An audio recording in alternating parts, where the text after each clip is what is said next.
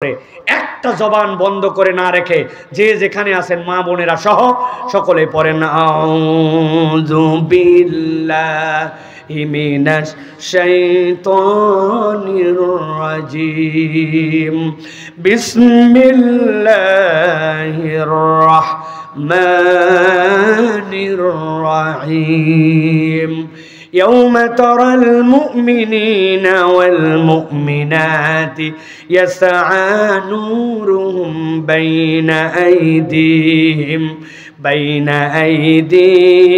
وبأيمانهم بشراكم اليوم جنات تجري من تحتها الأنهار خالدين فيها ذلك هو الفوز العظيم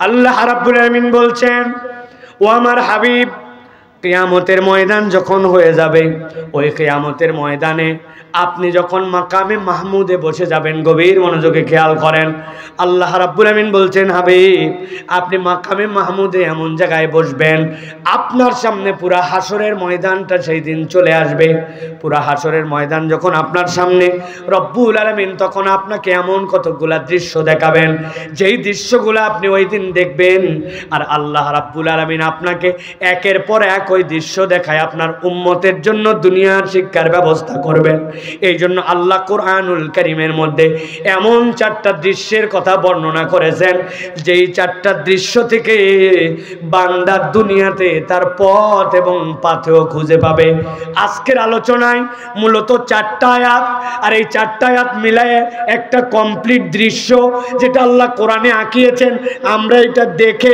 এর উপরে আমল করার নিয়ত করে বাড়িতে যাব তাহলে মূলত আজকের আয়াতের দৃশ্য হবে কয়টা কথা বলেন চারটা এক নম্বর আয়াতে চলেন সংক্ষেপ একদম ছাক্কা ছাক্কা করে আপনাদেরকে বোঝানোর জন্য চেষ্টা করি আল্লাহ বলছেন ইয়াউমা তারাল মুমিনিনা ওয়াল মুমিনাত ও আমার হাবিব মক্কায় যখন কাফের মুশরিকরা ঈমানদারদের উপরে অত্যাচার করতেছিল যখন হযরত বেলালকে উটের পিঠের সাথে বেঁধে দিয়ে পুরা মক্কার এবড়োথেবড়ো ভূমিতে চড়ায় বেড়াইছে যখন খাব্বাব খুবাইবকে কষ্ট দিয়েছে শুলে চড়াইছে ওই লোহার অঙ্গার বানায়া তার উপরে শোয়ায় দিয়ে অজস্রভাবে তাদেরকে কষ্ট দিয়েছে যখন হযরত সুমাইয়া রাদিয়াল্লাহু তাআলাকে বর্ষা নিক্ষেপ করে খানায় কাবার চত্বরে শহীদ করে দিয়েছে আপনি কষ্টগুলা দেখেছেন ও আমার হাবিব কিন্তু ওই দিন বলার মতো কিচ্ছু ছিল না কিন্তু কিয়ামতের দিনে আল্লাহ আপনাকে এমন এক জায়গাতে বসাবেন বসানোর পরে পুরো হাসরের ময়দানটা আপনার সামনে চলে আসবে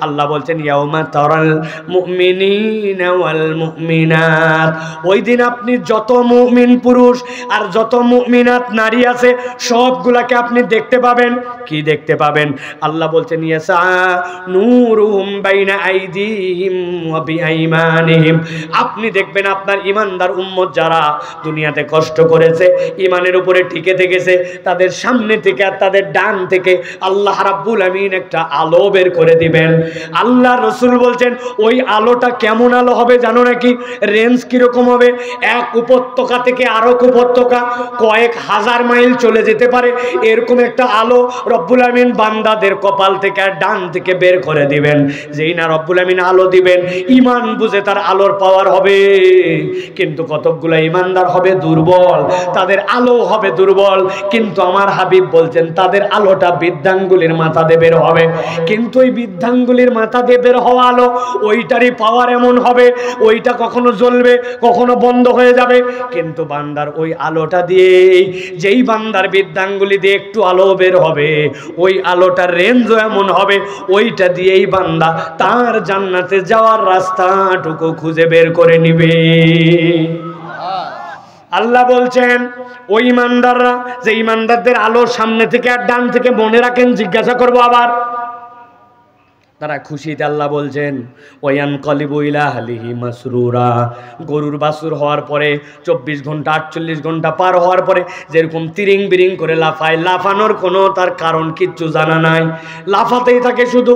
আল্লাহ বলছেন ইমানদাররা যেই না খোঁজখবরি পেয়ে যাবে ইয়ান কলিবু ইলা আহলিহি মাসরুরা, তার পরিবারের কাছে দৌড়াতে দৌড়াতে চলে যাবে।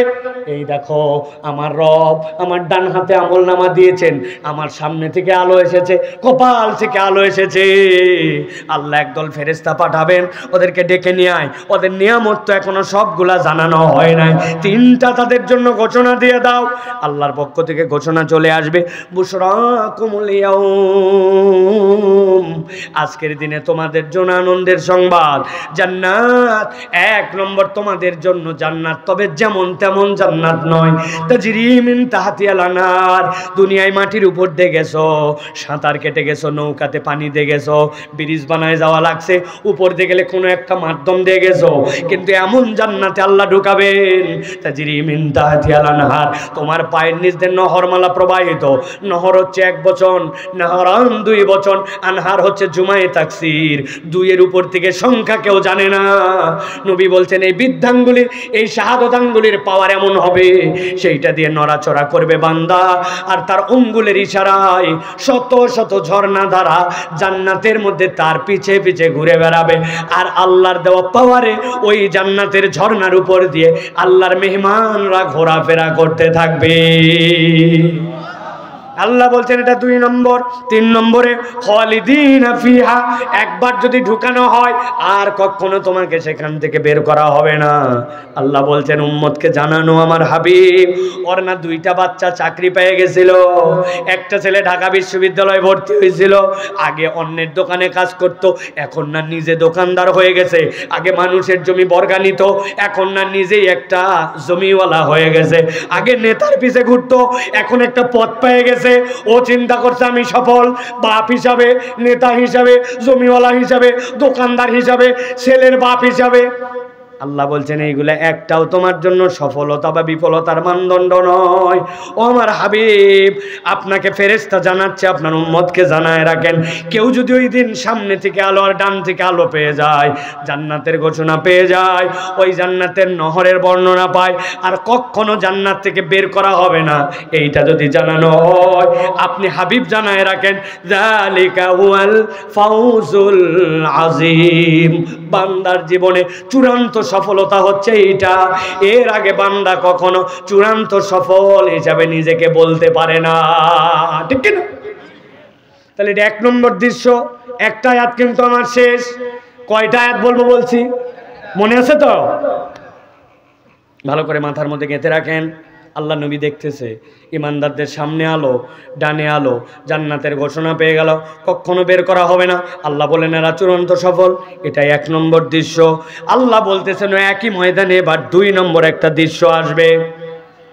আল্লাহর হাবিবকে আল্লাহ বলছেন ইয়াউমা ইয়াকুলুল মুনাফিকুনা ওয়াল মুনাফিকাত والمنافقات للذين آمنوا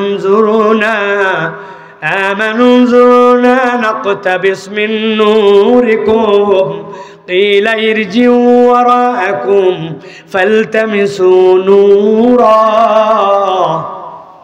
আল্লাহ বলছেন ও আমার হাবিব, আপনি এবার দেখতে পাবেন ওই ময়দানে, যেই ময়দানে ইমানদাররা আলো পেয়ে গেল, ইয়াউমা ইয়াকুলুল মুনাফিকুনা ওয়াল মুনাফিকাত, দুনিয়ার যত মুনাফিক পুরুষ আর নারী সবগুলা দেখবেন আপনার সামনে চলে আসছে।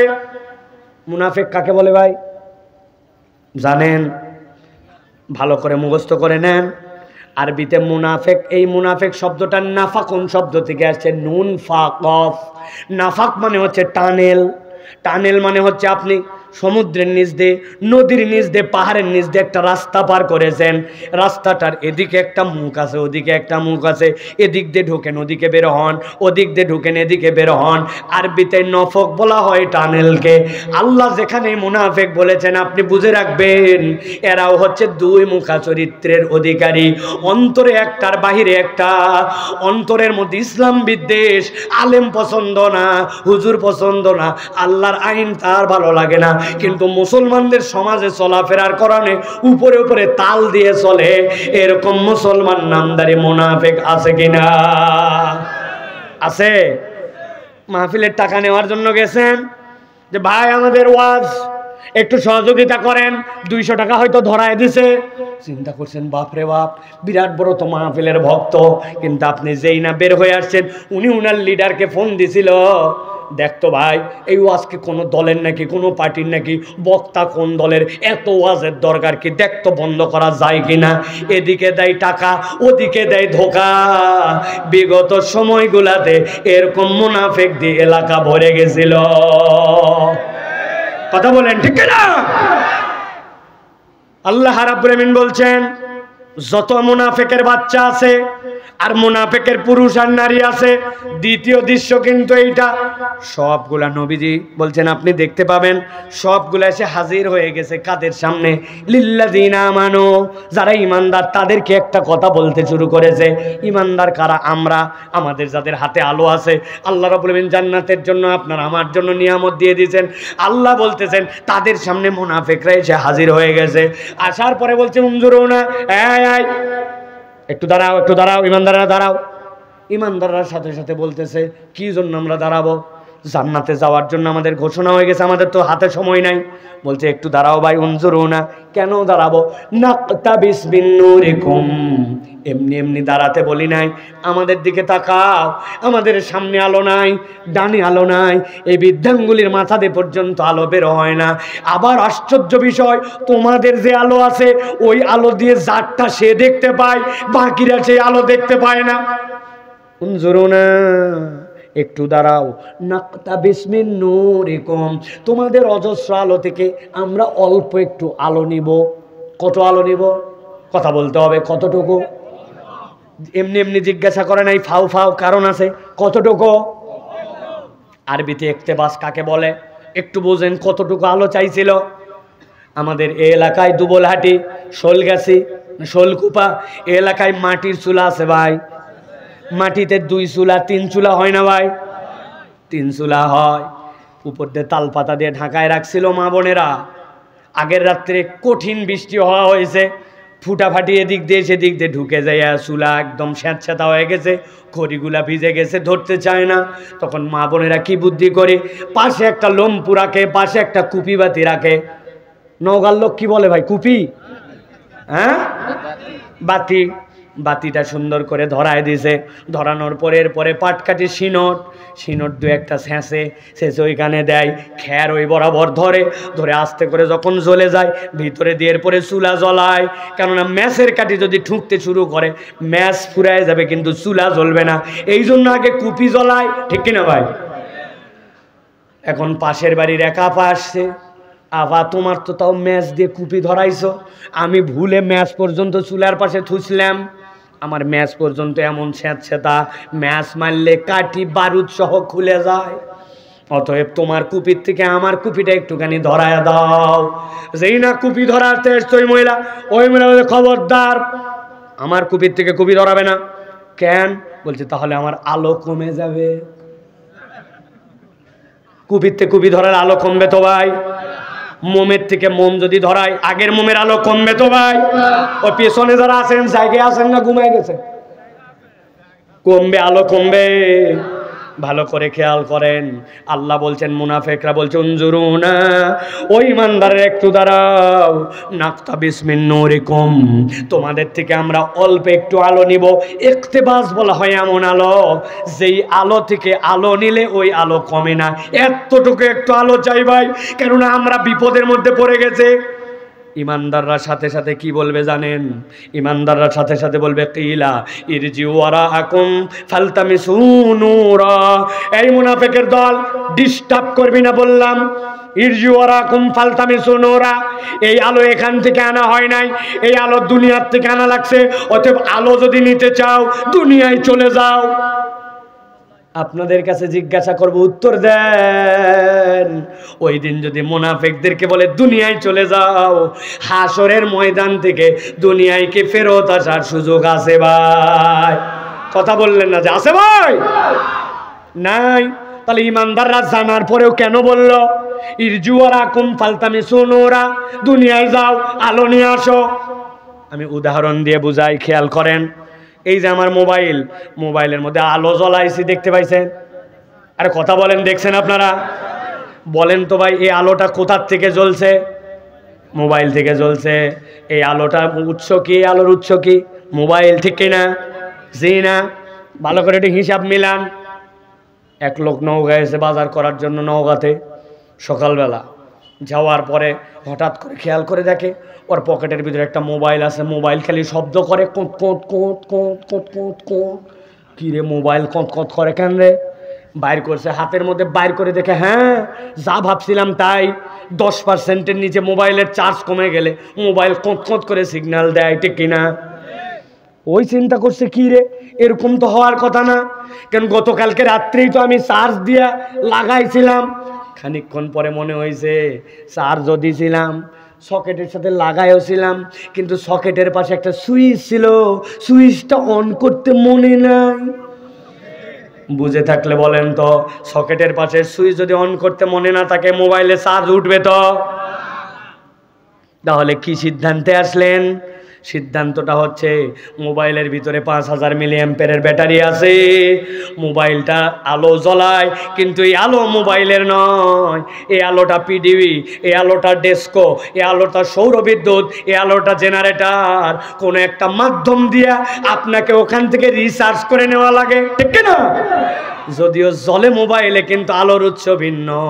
ইমানদাররা বলবে ইরজু ওয়ারাকুম ফালতামিসু নূরা। এত আলো আমাদের যে দেখো, এই আলো হাসরের ময়দানে কামাই করা নয়, এই আলো দুনিয়ায় কামাই করা লাগছে। অতএব আলো যদি নিতে চাও, দুনিয়ায় চলে যাও। চিৎকার করে উত্তর দেন, ওই দিন কোনো বেটার হাসরের ময়দান থেকে দুনিয়ায় আসার কোনো সুযোগ থাকবে?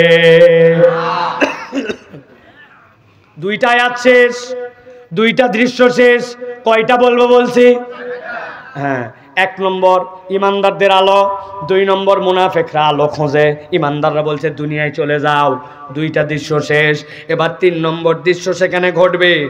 মুনাফিকরা তো জানে দুনিয়ায় আসা যাবে না, যতই বকুক, যতই যাই করুক, আলো নিলে ওদের থেকে নেওয়া লাগবে। সাথে সাথে ওরা ডিস্টার্ব করা শুরু করে দিবে, ও ভাই একটু আলো দে ভাই, দিলে কি হবে ভাই? আল্লাহ বলতেছেন, দুনিয়ায় মুনাফিক আর ইমানদারদেরকে ওশমিশ করে এক সমাজে রাখছে। দুনিয়ায় ইমানদারও ধান লাগাইছে, বেঈমানও ধান লাগাইছে। আল্লাহ রাব্বুল আমিন ইমানদারের ধান বিঘা প্রতি 20 মণ, আর বেঈমানের ধান বিঘা প্রতি 2 মণ। ইমানদারকে যেই লেবু লাগাইছে, ইমানদারের লেবু হয়েছে মিষ্টি, আর বেঈমানের লেবু টক। ইমানদার কুশার লাগাইছে, ইমানদারের কুশার মিষ্টি, আর বেঈমানেরটা তিতা। না, আল্লাহ বেসিক নিয়ামত সকলকে এক দিয়ে রেখেছিলেন, কিন্তু হাসরের দিনে যেই না তারা ইমানদারদেরকে ডিস্টার্ব করতে শুরু করবে, আল্লাহ বলছেন 3 নম্বর একটা দৃশ্যের অবতারণা হবে। ফাদুরিবা বাইনাহুম বিসুরিল লাহু বাব বাতিনুহু ফীহির রাহমা ওয়া যাহিরুহু মিন কিবালিহিল আযাব। আল্লাহ বলছেন, আল্লাহ একদল ফেরেশতা নামায় দিবেন, আপনি হাবিব দেখতে পাবেন। ইমানদার আর বেঈমানের মধ্যে একটা পর্দা পড়ে গেছে। ফাদুরিবা বাইনাহুম বিসুরিল লাহু বাব। আল্লাহ বলছেন, ওই পর্দার আবার একটা দরজা আছে, আর ওই পর্দার 2টা গুণ আছে। এপার থেকে ওপার দেখা যায়, এপার থেকে ওপার শোনা যায়। কিন্তু মজাটা হচ্ছে বাতিনুহু ফীহির রাহমা, ভিতর দিকে ইমানদারের আছে সেই আরামের আরাম। ও যাহিরুহু মিন কিবালিহিল আযাব, পর্দার এপার থেকে ওপার দেখা যায়, কিন্তু বাহির দিকে আছে মুনাফিকের দল, কষ্ট আর কষ্ট। অনেক সময় নওগাঁ থেকে ঢাকায় ছেড়ে যায়, চৈত্র মাসের দিন, বৈশাখ মাসের দিন, ওই এসি বাসগুলা ছাড়ে দেখবেন, এসি বাস যেই না রওনা দিছে, কাঁচের উপর দিয়ে পানি, নিচ দিয়ে পানি পড়ে। ভিতরে যেই যাত্রী, ওই যাত্রী দুপচেঁচিয়া পার হওয়ার আগেই হেলপাড়ার কন্ট্রাক্টরে ডাক দিয়ে বলছে, একটা কম্বল দে ভাই, ঠান্ডায় শেষ। বাইরের মানুষ গরমে শেষ, ভিতরে ঠান্ডায় শেষ। শুধু একটা কাঁচ দিয়া আলাদা করা আছে কিনা? এটা ওই ময়দানের সাথে তুলনা হবে না, কিন্তু বোঝানোর জন্য বললাম। আল্লাহ বলছেন ফাদুরিবা বাইনাহুম বিসুরিল্লাহু বাব। ঈমানদারদের সাথে ডিস্টার্ব করার জন্য নবী দেখবেন মধ্যে দিয়ে পর্দা পড়ে গেছে, বাতিনুহু ফীহির রাহমা, ভিতর দিকে ঈমানদারের আরামে আছে, ওয়া যাহিরুহু মিন কিবালিহিল আযাব। আর দেখতে পাবেন মুনাফিকদেরকে জাহান্নামে ফেলার আগে ওই ময়দান থেকেই তাদের জন্য কষ্ট আর কষ্ট। আল্লাহু আকবার। 3টা আয়াত শেষ, এবার চলেন 4র্থ আয়াতে। আল্লাহ রাব্বুল আমিন বলছেন যেই না ঈমানদারদের আর মুনাফিকদের মধ্যে পর্দা পড়ে গেল, ঈমানদাররা তো হাতের মধ্যে আলো, আর মুনাফিকরা তো চিৎকার করতে বলে আলো দাও। কিন্তু এত কিছু বলার পরেও যখন আল্লাহ পর্দা দিয়ে আলাদা করে দিবেন, সাথে সাথে হাসরের ময়দানে যত মুনাফিক আছে সব মুনাফিক পুরুষ আর নারীরা ওই পর্দার সামনে এসে কাতারে কাতারে দাঁড়ায় যাবে ঈমানদারদের দিকে। সবগুলা যখন দাঁড়াবে, আল্লাহ বলছেন এবার সবাই মিলে একটা কথা বলতে শুরু করবে, ইউনাদুনাহুম আলাম নাকুম মাকুম। ও ঈমানদারেরা, তোমাদের কাছে আলোর অভাব নাই, আমরা তোমাদেরকে আলো দিতে বললাম, তোমরা বললে দুনিয়ায় চলে যাও। আসলে তো দুনিয়ায় যাওয়া সম্ভব নয়, একটু ডিস্টার্ব করলাম, মধ্যে দিয়ে পর্দা পড়ে গেল, ভিতরে তোমরা আরামে আসো, আমাদের কষ্টের শেষ নাই। তোমাদের কাছে একটা কথা শোনার জন্য সবাই আমরা এক হইছি। কি কথা? ইউনাদুনাহুম আলাম নাকুম মাকুম। চিৎকার করে বলবে, বলো তো আজকে আমাদের সাথে যে খারাপ ব্যবহার করতেছো, এত আলো থাকার পরেও আলো দিচ্ছ না, একটু বেশি ডিস্টার্ব করার জন্য পর্দাতে আলাদা হয়ে গেলে, বলো তো আলাম নাকুম মাকুম, দুনিয়াতে তোমরা আর আমরা একসাথেই ছিলাম না? চিনো না আমার? একই এলাকায় বাজার করি নাই, একই মসজিদে নামাজ পড়তে যাই না, জুম্মার দিন যাই নাই, একই এলাকায় ঘোরাফেরা করি নাই? তোর পাশের জমি কি আমারটা ছিল না? আমার কি চিনছিস কিনা তাই বল। আলাম নাকুম মাকুম, আমরা তোমরা কি একসাথেই ছিলাম না? আল্লাহ বলছেন ঈমানদাররা উত্তর দিতে শুরু করবে, ক্বালু বালা। কি মনে করছো তোমরা যে তোমাদেরকে বোধহয় আমরা চিনি না? বলবো না না না, তোমাদেরকে শুধু চিনি এরকম নয়, আল্লাহ তোমাদের বাপ মায়ের পরিচয় সহ আমাদেরকে চিনায় দিয়েছেন। আজকে তোমাদের সবাইকে আমরা চিনতে পেরেছি, দুনিয়াতে তোমাদের সাথে আমরা একসাথেই ছিলাম। এখন কথা এই জায়গায় কথাটা এরকম নেই, কিন্তু বুঝার জন্য বোঝেন। তোমরা আমাদেরকে চেনো, একসাথেও ছিলে, স্বীকার করলে, অথচ তোমাদের আলো আছে আর আমাদেরকে একটু আলো দিচ্ছ না। তাহলে চেনোই যেহেতু, তাহলে একটুখানি আলো দিয়া জান্নাতে তোমাদের সাথে নিলে সমস্যা কোথায়? আল্লাহ বলতেছেন যেই নাই কথা বলবে, সাথে সাথে আল্লাহ এবার ঈমানদারদের মুখ দিয়া ওই দিন মুনাফিকদেরকে আল্লাহ উত্তর দেওয়াবেন। সাথে সাথে মুনাফিকদেরকে ঈমানদাররা বলতে শুরু করবে, একসাথেই ছিলাম, আমাদের আলো আছে, অতিরিক্ত ডিস্টার্ব করার জন্য মধ্যে পর্দা পড়ে গেছে, তোমাদেরকে চিনতেও পেরেছি। কিন্তু আল্লাহর পক্ষ থেকে আজকে তোমাদেরকে জানাতে চাই, দুনিয়াতে যত একসাথে থাকি না কেন, দুনিয়াতে থাকতে তোমাদের 4টা অপরাধ ছিল, যেই অপরাধের কারণে আজকে তোমাদের এই করুণ পরিণতি। তাহলে দুনিয়াতে মুনাফিকদের অপরাধ ছিল কয়টা? সবাই বলে নাই কয়টা? আরেকবার সুযোগ দিলাম, কয়টা? হাত নামান, এরকম করে রেডি করেন সব হাত। আমি যেই না বলবো কয়টা, একসাথে হাত তুলে উত্তর দিতে হবে 4টা। দুনিয়াতে মুনাফিকদের অপরাধ ছিল কয়টা? সব হাত ওঠে নাই, শেষ সুযোগ দেই, হাত নামান, হাত নামান, একসাথে তুলবেন। দুনিয়াতে মুনাফিকদের অপরাধ ছিল কোরআনের আলোকে কয়টা? হাত নামান। অনেকেই চিন্তা করছে হুজুর এত হাত তোলার ব্যাপার কি? ব্যাপার আছে, ওই যে বলছি আজকের ওয়াজ বাড়িতে নিয়ে যাওয়া লাগবে, ঠিক কিনা? ওয়াজ যে কয়জনের জন্যই হোক, কিন্তু আমরা নিয়ত করে বসছি আজকে আমরা জীবন পরিবর্তন করব ইনশাআল্লাহ, ঠিক কিনা? তাহলে মুনাফিকদের অপরাধ ছিল। মা বোনেরা কি ওয়াজ শুনতেছে ভাই? শিওর? না না, মহিলারা ওয়াজ শোন না, আসে আবেগ দিয়ে, কিন্তু আসার পর তো খালি গল্প করে, দেখবে অনেক বেশিরভাগ গল্প। কোন আমি বলছিলাম না একদিন, ছোটবেলায় দেখছে মর্জিনা নাম, ওরই আবার বড় হয়ে বিয়ে হয়েছে, বিয়ে ওরই আবার বাচ্চা হয়েছে, ওটাকে নিয়ে আসছে মা বলে, তুই মর্জিনা, তোর আবার শোল হয়েছে কোন জায়গা? এই যে গল্প শ্বশুর বাড়ির ও আর শেষ, ঠিক কিনা? মা বোনেরা দিল দিয়ে কথা কয়টা শোনেন। মুনাফিকদের আল্লাহ পুরুষ এবং নারী উভয়টাই উল্লেখ করছেন। ইয়াউমা ইয়াকুলুল মুনাফিকুনা ওয়াল মুনাফিকাত, যত নারী যত পুরুষ আল্লাহ বলছেন সবগুলা। এবার ইমানদাররা বলবে তোমাদের দুনিয়াতে মাত্র অপরাধ ছিল 4টা, এই অপরাধ 4টা না থাকলে তোমরা আজকে জান্নাতি হয়ে যেতে। তাহলে অপরাধ কয়টা? 4টা। এবার জিজ্ঞাসা করব এই 4টা অপরাধ বলে দেওয়ার আগে, কিয়ামতের ময়দান কি হয়ে গেছে ভাই? ভালো করে বলেন, কিয়ামতের ময়দান হয়ে গেছে? আল্লাহ কি মুনাফিক আর মুমিনদেরকে আলাদা করে দিছে? তাহলে কল্পনা করে দেখেন, আল্লাহ প্রশ্ন ফাঁস করে দিছে কবে হাসরের ময়দানে হবে, যাতে আমার একটা বান্দাও ধরা না খায়। আল্লাহ বান্দাকে জাহান্নামে নেওয়ার জন্য বানান নাই, আল্লাহ বান্দাকে জান্নাতে নিতে চান, ঠিক কি না? প্রিয় ভাইয়েরা চলেন তাহলে এবার 4টা অপরাধ জেনে, এইটা আমাদের যদি অপরাধ আমাদের মধ্যে থাকে এইটা ত্যাগ করে আমরা বাড়ি চলে যাব ইনশাআল্লাহ। আল্লাহ রাব্বুল আমিন বলছেন, বালা ওয়ালাকিন্নাকুম ফাতানতুম আনফুসাকুম وتربصتم وارتبتم وغرتكم الأماني حتى جاء أمر الله وغركم بالله الغرور। আল্লাহ বলছেন এবার ইমানদাররা বলতে শুরু করবে, ও মুনাফিকের দল, আজকে তোমরা বলেছো চিনো কিনা? চিনি। আজকে তোমাদের পরিচয় জানা আছে, আমাদের কাছে আলো আছে, তারপরে আজকে তোমাদেরকে আলো দিতে পারছি না। দুনিয়ায় 4টা অপরাধ ছিল, এর 1 নম্বর অপরাধ ওয়ালাকিন্নাকুম ফাতানতুম আনফুসাকুম, দুনিয়াতে তোমরা নিজেরা নিজেদেরকে এমন কতগুলা পরীক্ষার মধ্যে ফেলেছিলে যেই পরীক্ষা আল্লাহ দেয় নাই, ওই পরীক্ষা তোমরাই তোমাদেরকে ফেলেছিলে। ঠিক যে বললেন, বুঝে না না বুঝে? হ্যাঁ, কি পরীক্ষায় আপনি ফেলছেন যেই পরীক্ষা আল্লাহ আপনাকে দেয় নাই? বলেন। আমি দেখেন তো 2-1টা বলি আপনাদের সাথে মিলে কিনা। এক ছেলে বন্ধু বানাইছে একজনকে, ওই ছেলে সিগারেট যেই ধরাইছে বলছে এই ফাঁকে বিড়ি ধরাবে, সিগারেটের গন্ধ আমার সহ্য হয় না, কাশি ওঠে আমার। ওই ছেলে ওকে বলছে সিগারেটের গন্ধ সহ্য হয় না, কাশি ওঠে, দূরে তুই বিড়ি ধরা। কিন্তু বন্ধুত্ব বাদ দেয় নাই। 1 দিন 2 দিন করে সাথে থাকতে থাকতে 10 দিন পার হতে না হতে যেইটার কাশি হতো ওইটার কাশি তো গেছেই গেছে, উল্টা ও এখন ওর সাথে বিড়িখোর হয়েছে।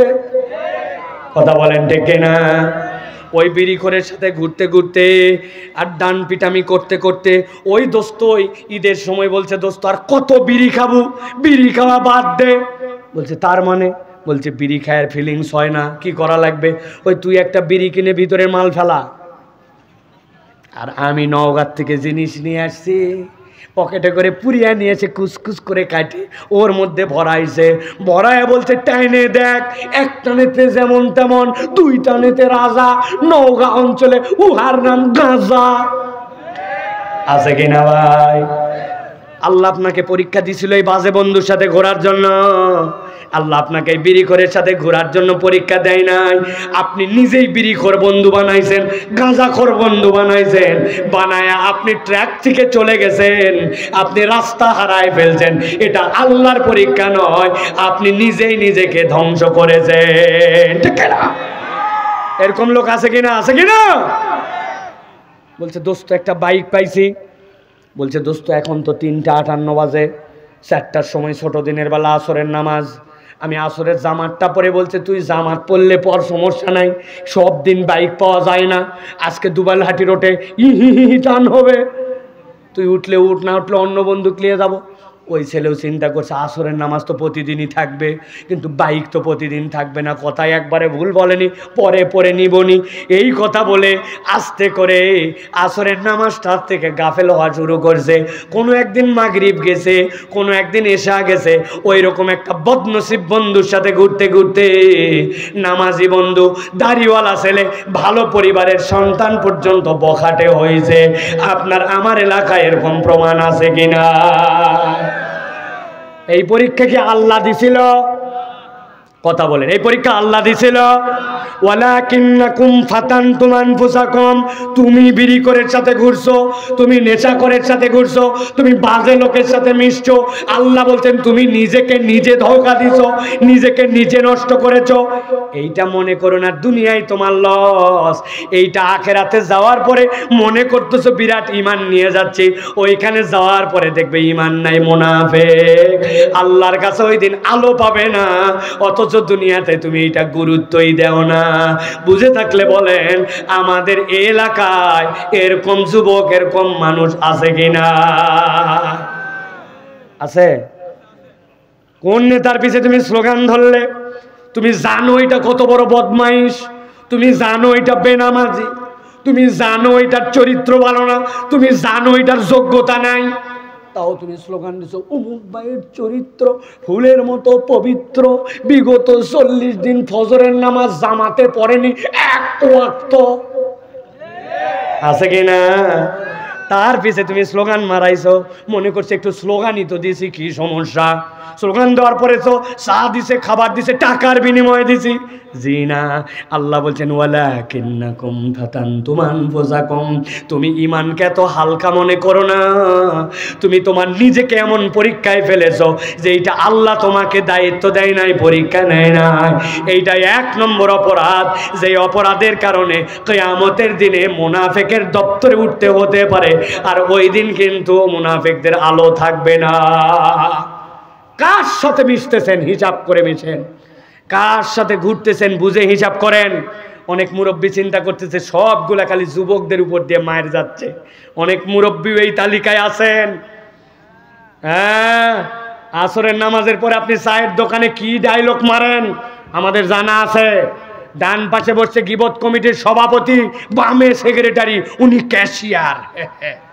বলতেছে আর বলিস না হুজুরের এই জিনিসটা খুব খারাপ, উমুকের খারাপ, প্রবাসীর খারাপ, উমুকের তুমুকের খারাপ খারাপ, কালি আলোচনা হচ্ছে দোষ ত্রুটির। বামের জন বলতেছে তুই তো কিছুই জানিস না, ওগুলো সব পুরাতন, নতুন আরো 2টা জিনিস পাওয়া গেছে। সুন্দর করে গীবত চলতেছে, মধ্যের জন কিছুই বলে না। অনেকক্ষণ পরে খিলাল করতে করতে বলতেছে আসলে এগুলা কথা বলা উচিত না, আল্লাহ মাফ করুক, না বলেও পারি না, কথা ঠিক আছে না ভাই? কি পরিমাণ সহি তরিকায় উনি শরীক হয়েছে বুঝেন। এগুলা কথা বলা ঠিক না, আল্লাহ মাফ করুক, তবে না বলেও পারি না, কথা ঠিক। উনি মনে করলো সুফি সদরুদ্দি সারা দিনের আমল সব বরবাদ করে দিছে। গীবত কোনো মিথ্যা কথা নয়, সত্য দোষ ওই ব্যক্তির অনুপস্থিতি বলার নাম গীবত, আর মিথ্যা কথা বললে তো হবে তোহমত। বুড়া থেকে থুড়া, দাড়িওয়ালা, নামাজি সবগুলা গীবত করে, ঠিক কিনা? ভালো করে বোঝেন, আল্লাহ আপনাকে এই পরীক্ষা দেয় নাই, আপনি নিজে নিজেই পরীক্ষার মধ্যে ফেলে ওরকম খাটাস বুড়াগুলার সাথে আপনি ঘোরেন। আল্লাহ রাব্বুল আলামিন এই পরীক্ষা আপনাকে দেয় না, আপনাকে আল্লাহ রাব্বুল আলামিন বলে নাই এই পরীক্ষার কথা। কে আপনাকে এই পরীক্ষার মধ্যে ফেলতে বলছে? সকালবেলা আপনি কাঁধে করে কোদাল নিয়ে মাঠের দিকে রওনা হন, বলছে এই এত সকালবেলা কই যান চাচা আন্দাজি? বলছে বাপ রোদ উঠলে আমি কাজ করতে পারি না। তো বলতেছে একটু আল কাটা লাগবে, তো ওই জন্য আল কাটতে যাচ্ছি, কালকের থেকে হাল দিবে জমি। আসলে ধান্দাবাজ, আল কাটার নাম করে উনার সাথে যার জমি লাগানো, উনি উনার জমির আগে নিজের জমির আল কাটার নামে 4 আঙ্গুল একটু ঠেলতে চায়। জমি ঠিক মতো মাপলে দেখা যাবে ঠেলতে ঠেলতে বুড়া 50 বছরে প্রায় 1 শতক বাড়ায় ফেলছে। এরকম মুরব্বী এলাকায় নাই না? আল্লাহর ওলি, ইনার আল্লাহর ওলি না? ভালো করে বোঝেন, ওয়ালাকিন্নাকুম ফাতানতুম আনফুসাকুম, আল্লাহ বলছেন তুমি নিজেই নিজেকে পরীক্ষায় ফেলছো, আল্লাহ তোমাকে পরীক্ষা দেয় নাই। তোমার 1 বিঘার খাজনাখারি সব ঠিক ছিল, 4 আঙ্গুল মাত্র তুমি লোভে পড়ে ঠেলছো। কিয়ামতের দিন আসো মুনাফিক হবে, কারণ এটা আল্লাহর দেওয়া পরীক্ষা নয়, বান্দা তুই নিজেই নিজেকে পরীক্ষায় ফেলছিলি। 1 নম্বর অপরাধ। 2 নম্বর আল্লাহ বলছেন ওয়ালাকিন্নাকুম ফাতানতুম আনফুসাকুম, 2 নম্বরে ওয়াতারাব্বাসতুম, ইমানদাররা বলবে তোমাদেরকে আলো দেওয়া যাচ্ছে না, কেননা তোমাদের 2 নম্বরে একটা অপরাধ আছে। কি অপরাধ? আল্লাহ বলতেছেন ইমানদাররা উত্তর দিব তারাব্বাসতুম, দুনিয়ার বুকে তোমরা দীর্ঘ সূত্রিতা করতে, আল্লাহর দিকে আসার ক্ষেত্রে তোমরা অজুহাত দেখায়া দেখায়া কাল ক্ষেপণ করতে। আল্লাহর দিকে আসার ক্ষেত্রে অজুহাত দেখায়, এরকম বুড়া থুরা যুবক নারী আমাদের এলাকায় আছে না নাই?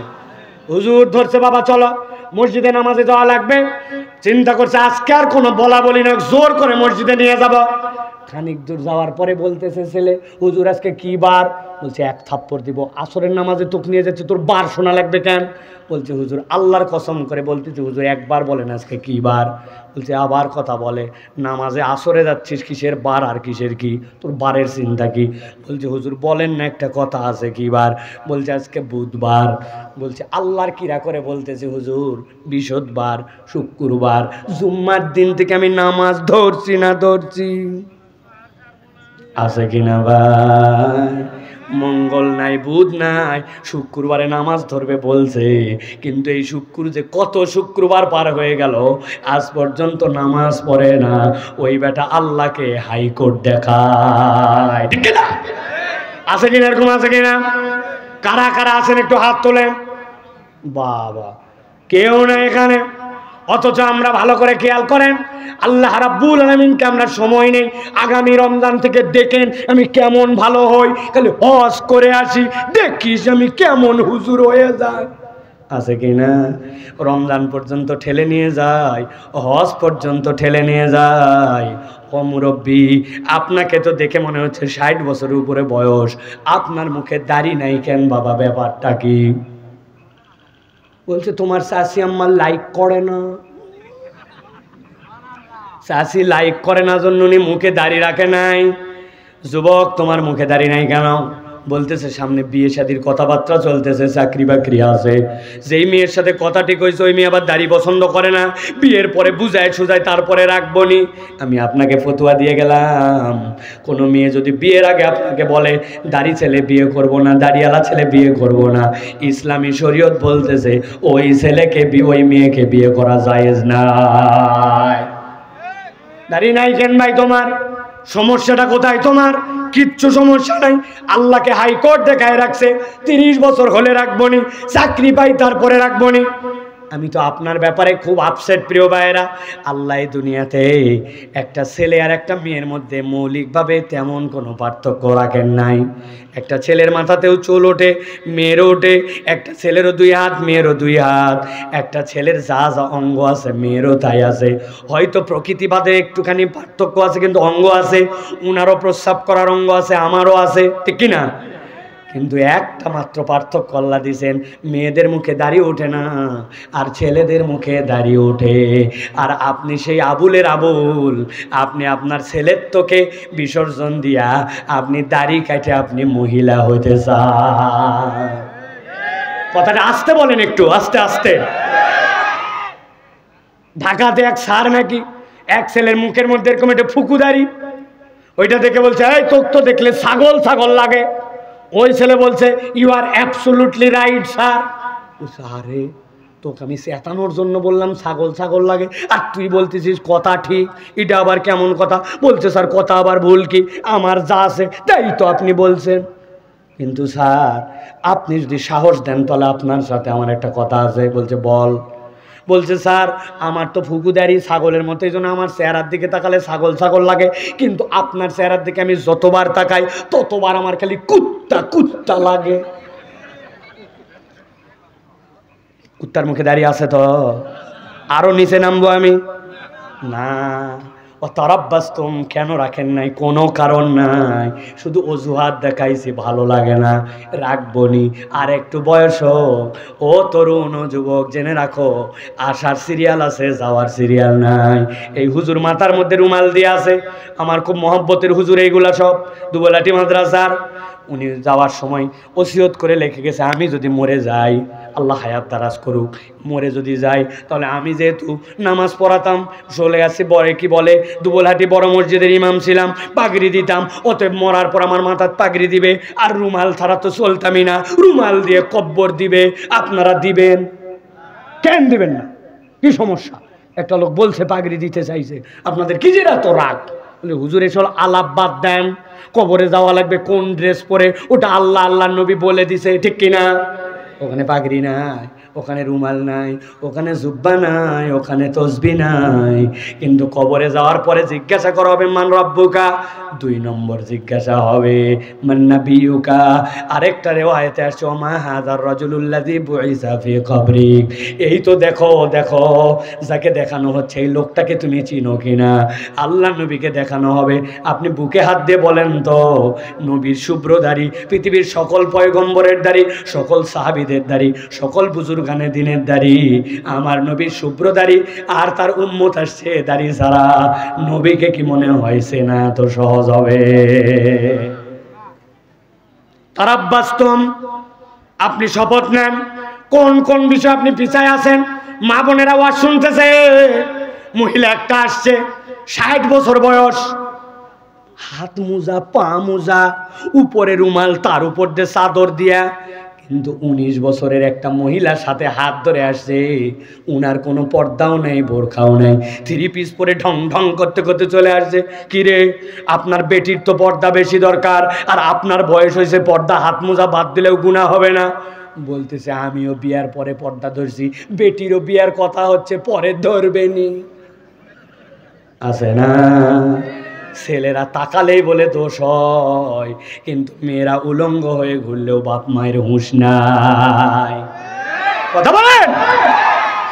আল্লাহ বলছেন তারাব্বাস্তম, কিয়ামতের দিকে যাই ওই মহিলা মুনাফিক হয়ে যাবে। আল্লাহ মুনাফিকের দপ্তরে উঠাবেন। তোমার বালেগ হওয়ার পরে ফরজ ছিল এটা, তুমি ফরজ পালন করো নাই কেন? আল্লাহ রাব্বুল আমিন বলছেন এটা 2 নম্বর দোষ। ডিটেলস আর বলবো না, দেরি হয়ে যাচ্ছে। 3 নম্বরে খেয়াল করেন, আল্লাহ বলছেন 3 নম্বরে এবার ইমানদাররা বলবে তোমাদের 3 নম্বর দোষ হচ্ছে ওয়ারতাবতুম। ইমানদাররা বলবো মুনাফিকের দল, আজকে যে তোমাদের আলো নাই, তোমাদের 3 নম্বর অপরাধ হচ্ছে তোমরা আল্লাহর বিধানে সন্দেহ করতে। ইমানের প্রসঙ্গ একটা মুখ বন্ধ থাকবে না, বুঝে সুঝে উত্তর দেন। এখানে যারা আমরা আছি, দাঁড়ায় বসে, দূরে কাছে মাইকের শব্দ যত দূর যায়, আমরা কি কেউ আল্লাহর বিধানে সন্দেহ করি? একসাথে উত্তর দিতে হবে, আল্লাহর বিধানে সন্দেহ করি। সর্বশেষ সুযোগ দিলাম আপনাদেরকে, আল্লাহর বিধানে আমরা কি সন্দেহ করি? বলছি তো জোরে না, বলাইছি ইচ্ছা করে জোরে না। সন্দেহ তো করি না বলছে, চলেন এবার একটু হিসাব মিলায় দেখি আল্লাহর বিধানে আমরা সন্দেহ করি কিনা। বলবো, রাগ হবেন না তো? 2টা মাত্র উদাহরণ দিব, দিয়ে আলোচনা শেষের দিকে যাব। খেয়াল করেন, আমাদের নওগাঁর এই অঞ্চলে বিয়ে শাদী হয়তো ভাই, কথা বলেন, হয়তো খালাতো বোনের বিয়ে, মামাতো বোনের বিয়ে, নিজের বোনের বিয়ে, নিজের ছেলের বিয়ে, মেয়ের বিয়ে হয় কিনা? বলেন তো ইসলামের বিয়ের যে বিধান জানেন কিনা? ইসলামের বিয়ের বিধান 1 নম্বর ইজাব আর কবুল, এটা ফরজ। 2 নম্বর আউলিম ওয়ালাউ বিশাতিন, ছেলের বাড়িতে আনার পর একটা অলিমার অনুষ্ঠান করতে হবে, একটা ছাগল দিয়ে হলেও। 3 নম্বরে ওয়াতুন নিসা সাদুকাতিন নিহালা, সাধ্যের মধ্যে থাকলে আপনার সামর্থ্য অনুযায়ী নারীকে আপনার দেনমোহর দিতে হবে। দেনমোহর দেওয়া, অলিমার অনুষ্ঠান, ইজাব আর কবুল, ইসলামের বিয়ের যত আনন্দ ফুর্তি মজা সবের মধ্যেই আছে, সবের মধ্যেই শেষ। কিন্তু আপনার আমার নওগাঁ অঞ্চলে, দুবলহাটি অঞ্চলে, শোলকুপা অঞ্চলে বিয়ে শাদী কি এইটুকুতেই শেষ না, আরো আছে? কথা বুঝে বলেন, আছে? কি আছে? মেহেদি সন্ধ্যা, হলুদ সন্ধ্যা, ডিস্কো সন্ধ্যা, এরপরে 7 দিন আগের থেকে বড় বড় ডেক ভাড়া করে নিয়ে যায়া বিয়ে বাড়ির ছাদের উপরে তুলে, গেটের মধ্যে তুলে ডিস্টি ডিস্টি ডিস্টি ডিস্টি ডিস্টি ডিস্টি। কথা বলে, আছে কিনা? এখন যেই বাড়িতে ডিস্টি ডিস্টি হচ্ছে, আসরের নামাজের সময় ওই বাড়ির থেকে এক হাজি চাচা বার হয়েছে, লোকজন ধরছে, যায় চাচা আপনি কি শুরু করছেন? আপনার তো এই মিউজিকের ঠেলা এলাকায় অস্থির, বাচ্চা কাচ্চার ঘুম নাই, এত মিউজিক বাজাতে পারে নাকি? রাত নাই বিরাট নাই, শুরু করছেনটা কি? বলছে থাম থাম, তোরও বেটি আছে। বলছে আমি কি এগুলো করতে চাইছি নাকি? নাতি নাতকুররা একটু করে, এলাকার ছেলেপেলেরা করে, এখনকার সমাজে একটু করা লাগে। আছে না?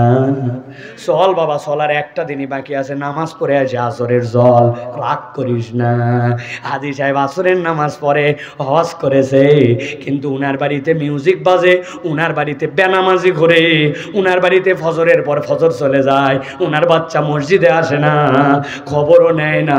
বুঝে থাকলে বলেন তো, এই লোক যে এই মিউজিকের সাথে আছে, বেনামাজির সাথে আছে, আবার নামাজের সাথেও আছে, হজের সাথে আছে, তাহলে এই লোক কি আল্লাহর বিধানে সন্তুষ্ট, নাকি প্রকারান্তরে আল্লাহর বিধান তার অপছন্দ? সন্দেহ করে না, কিন্তু উনার মনে হয়েছে ইসলামের যা আছে ওইটুকুতে তো হয় না। এরকম লোক আছে। আর একটা উদাহরণ দিব, সাংঘাতিক উদাহরণ। এইটা শুরুর দিকে একটু বলেছে, আবার বলি। আমাদের সমাজে এমন লোক খুঁজে পাবেন, নামাজের কথা বললে সমস্যা নাই, রোজার কথা বললে সমস্যা নাই, যাকাতের কথা সমস্যা নাই, কিন্তু বাংলাদেশের টাকা যারা বিদেশে পাচার করলো, দেশের টাকা দিয়ে যারা কানাডায় আমেরিকায় বাড়ি বানালো, ওইগুলা চোরের বিচার ইসলামের আইন দিয়ে হোক। মহিলাদের সাথে অন্যায় হলে ইসলামী আইনে বিচার হোক। অর্থনীতিটা ইসলামের আলোকে চলুক, সংসদটা ইসলামের আলোকে চলুক। এই কথা বললে ওই মুরব্বীর মন খারাপ হয়, উনি তখন দল খোঁজে, পার্টি খোঁজে। এরকম মুসলমান আছে কিনা? সাইফুল্লাহ তো মনে করছিলাম দল করে না, এখন থেকে উনিও দলের কথা বলে। আছে না? এটা প্রমাণ করে আল্লাহ বলছেন ওয়ারতাবতুম, তুমি উপরে উপরে আল্লাহর নামাজ কালামে বিশ্বাস করলেও আল্লাহর সব বিধান তুমি অন্তর দিয়ে মেনে নিতে পারো নাই।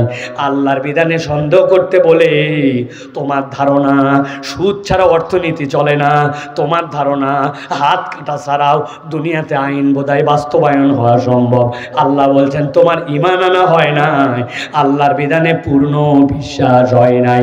এইরকম মুসলমান বুকে হাত দিয়ে বলেন আমাদের সমাজে আছে না? না আছে। ওই দিন যাওয়ার পরে তারা কোন দিলে থাকবে? ইমানদার না মুনাফেক? জোরে বলেন, ইমানদার না মুনাফেক? মুনাফেকদের আলো থাকবে না থাকবে না? এটা ৩ নম্বর সর্বশেষ পয়েন্ট। বলছেন ইমানদাররা বলে দিবে তাদেরকে অগররাতকুমুল আমানিয়ু হাত্তা জা আমরুল্লাহ ওয়াগররাকুম বিল্লাহিল গরুর। আল্লাহ বলছেন তাদের ৪ নম্বর অপরাধ হচ্ছে ওই মানুষগুলা দুনিয়ায় থাকতে শয়তানের প্ররোচনায় এমন একটা তাদের অন্তরের উপর মরিচিকা পড়ে গিয়েছিল, তারা আল্লাহর বিধানের মধ্যে সমস্যা খুঁজত। আল্লাহর বিধান পালন করতে বললে তারা নানান ধরনের অজুহাত দিত, পারা যায় না, গরম লাগে, এখন কি সম্ভব নাকি, নানান ধরনের কথাবার্তা বলতো। কিন্তু সেই মানুষগুলো ওই দিন যাওয়ার পরে অজুহাত দিবে, আল্লাহ বলছেন এটা যৌক্তিক ছিল না, বরং শয়তান তাদের অন্তরের মধ্যে মরিচিকা ঢুকায় দিছিল। লম্বা রাস্তা যদি দেখে থাকেন তাহলে বলবেন, ইজি বাইকে যাচ্ছিলেন, বাসে যাচ্ছিলেন, বাইক চালাচ্ছিলেন, রোদের মধ্যে অনেক দূরে তাকাইছেন, রাস্তার মধ্যে চক চক চক চক চক চক করে মনে হয় পানি বোধহয় বলকাচ্ছে, যতই আগায় যায় পানি তত সামনে যায়। জীবনে একবার দেখলে বলেন দেখছেন এরকম? আল্লাহ বলছেন অগররাতকুমুল আমানি, শয়তান তাদেরকে ধোকার মধ্যে ফেলছিল। আসলে সমস্যা আল্লাহর বিধানে ছিল না, সমস্যা ছিল তাদের চোখ আর অন্তরে। ঠিক কি না? একটা উদাহরণ দিয়ে শেষ আমার কথা, সারা জীবন মাথার মধ্যে এটা ঢুকায় রাখবেন। এটা নওগাঁর উদাহরণ। ঈদের দিন আব্বার সাথে ঈদের নামাজ পড়ার জন্য গেছি, শোল গেছি ঈদগাহ ময়দান। আমার আব্বা শোল গেছি ঈদের নামাজ পড়ায়। ছোটবেলায় তখন আমি নামাজ শেষ দেখি অনেকগুলা বেলুনওয়ালা, বাঁশিওয়ালা ওই ঈদগাহের সামনে বেলুন বিক্রি করতো, বাঁশি বিক্রি করতো, ঘূর্ণি বিক্রি করতো। মনে আছে ভাই আপনাদের? কথা বলেন, আছে? ওই বেলুনওয়ালা বুদ্ধি করে এক বেলুন উল্টায়া ঢুকায় দিছে, ঢুকায় মাথার মধ্যে বেলুন লাগায়া জোরে করে ফু দিয়ে দিয়ে এত বড় করে ফুলাইছে, ফুলাই নখের সামনে ধরে রেখে যেই না ছাড়ে দিত ও, এই শব্দ হতো আর ছেলেপেলেরা বেলুন কেনার জন্য পিছনে দৌড়াতো। ঠিক কিনা? ওই বেলুনওয়ালার কাছে 2 টাকা দামের একটা চশমা আগে পাওয়া যেত, কাগজের ফ্রেম, পিছনে একটা গার্ডার লাগানো রবার, আর সামনে দিকে লাল হলুদ নীল কালারের কাগজ লাগানো। কথা বলেন, দেখছেন না আপনার? আব্বাকে বলছে, আব্বা আমাকে একটা চশমা কিনে দেওয়া লাগবে। আব্বা চিন্তা করছে ঈদের দিন দে একটা চশমা, 2 টাকা দিয়ে একটা চশমা কিনে দিয়েছে, লাল রঙের একটা চশমা। যেই না আমি চোখের মধ্যে সামনে দিয়ে পিছন দিয়ে গার্ডার টেনে লাগাইছি, উপর দিকে তাকায় দেখি আসমান লাল, নিচে তাকায় দেখি আব্বা লাল, বাড়িতে এসে দেখি আম্মা লাল, খাবার ভাত দিছে দেখি ভাত লাল, পোলাও লাল, সব লাল। আম্মাকে এসে বলছে, মা 2 টাকা দেওয়া লাগবে। কেন? একটা চশমা কিনবা। একটু আগে একটা চশমা পরে আসো, আবার কিসের চর দেওয়াই লাগবে। অনেক রাগঝাক করে 2 টাকা নিচে আম্মার কাছ থেকে নিয়ে আমি আর লালে নাই, এবার হলুদ কালারের একটা চশমা কিনছি।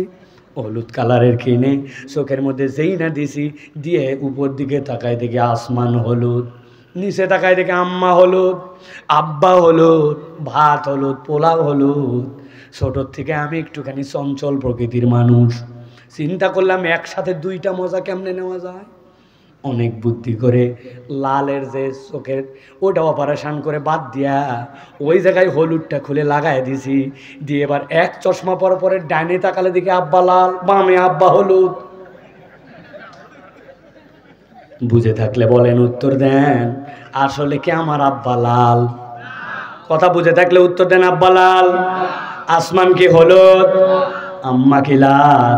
ভাত কি হলুদ? না না না, যেইটা যে তার কালারে আছে, আসলে পরিবর্তন হয়েছে আমার চোখে। আল্লাহ বলছেন, অগররাতকুমুল আমানি হাত্তা জামরুল্লাহ অগররাকুম বিল্লাহিল গরুর। আল্লাহর বিধানে অজুহাত খুঁজো না, অজুহাত খুঁজো না। আল্লাহর বিধান তার জায়গায় ঠিকই আছে। শয়তান তোমার অন্তরে আর চোখের মধ্যে এমন আলো জ্বালায় দিয়েছে, তুমি শয়তানের চোখ দিয়া লাল আর হলুদ হয়ে গেছে। আল্লাহর বিধানে সমস্যা খোঁজো, আল্লাহর বিধানে সমস্যা নাই, সমস্যা তোমার চোখ আর অন্তরে। অতএব নিজেকে পরিবর্তন করতে হবে। আল্লাহ বলছেন অগররাতকুম, আল্লাহ বলছেন তোমাদেরকে এই পরিবর্তন হতে, হাত্তা যা আমরুল্লাহ, মৃত্যু চলে আসছে আর বুঝতে পারো নাই, টপ করে চলে গেছো, এই ফিরবনি, এই রাখবনি, এই ধরবনি, এই শুধরায় যাবনি, এই কথা বলতে বলতে আর সময় পাও নাই।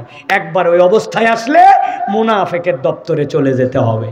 অতএব প্রিয় ভাইয়েরা, আজকের থেকে শপথ নেই যে আমরা আল্লাহ রাব্বুল আলামিনের দেওয়া পরীক্ষার বাহিরে নিজেরা কোনো খারাপ সংস্পর্শে, খারাপ মানুষের সাথে, খারাপ পরিবেশে এমন কোনো পরীক্ষায় ফেলবো না নিজেকে যেখানে আল্লাহ পরীক্ষায় ফেলতে বলেন নাই। শপথ করেন যে আপনি আমি কখনো আল্লাহর বিধান নিয়ে কোনো বক্তব্য দিব না, মন্তব্য করব না। আল্লাহর বিধানই আমার শেষ কথা, আমার কোনো মন্তব্য নাই। জীবনে আল্লাহর বিধানের দিকে আসতে অপেক্ষা করাবো না। ধরবনি নামাজ, ইনশাল্লাহ সামনে, জাকাত পরে দিবনি, হিসাব করবনি পরে, হজ করার পর ভালো হবনি, এইগুলা নাই। মিথ্যাবাদ দিবনি, গালি ছাড়বনি না। আজকের থেকে আপনাকে এইগুলা ত্যাগ করার শপথ নিতে হবে প্রিয় ভাইরা। আর আল্লাহর বিধানে অজুহাত খোঁজা যাবে না প্রিয় ভাইরা। অজুহাত দিলেই বুঝবেন শয়তান আমাকে প্ররোচিত করতেছে। আল্লাহ এগুলা সতর্ক করে জানাই দিয়েছেন আমাদেরকে।